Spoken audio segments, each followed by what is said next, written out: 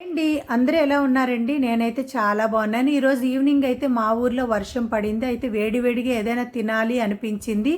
అయితే ఉదయాన్నే నేను నానపెట్టుకున్న కాబోలి శనగ ఉంది. దాంతోనైతే పకోడీ చేశాను. చాలా టేస్ట్‌గా వచ్చింది.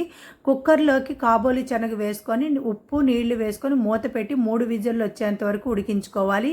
ఉడికిన కాబోలి శనగ బౌల్‌లో వేసుకొని కారం, పసుపు, ధనియాల పొడి, చికెన్ మసాలా పొడి, కొంచెం ఉప్పు వేసుకొని 2 స్పూన్లు శనగపిండి, 1 స్పూను వరిపిండి వేసుకొని వాము నలుపుకుంటూ వేసుకొని కట్ చేసుకుని కొత్తిమీర వేసుకొని కొంచెం కొంచెం నీళ్లు వేసుకొని బాగా కలుపుకొని పక్కన ఉంచుకోవాలి.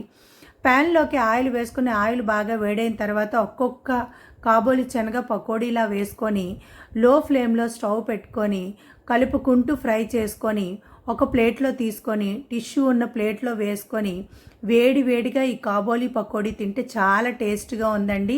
మీరు కూడా ఒక్కసారి ట్రై చేయండి. బాయ్.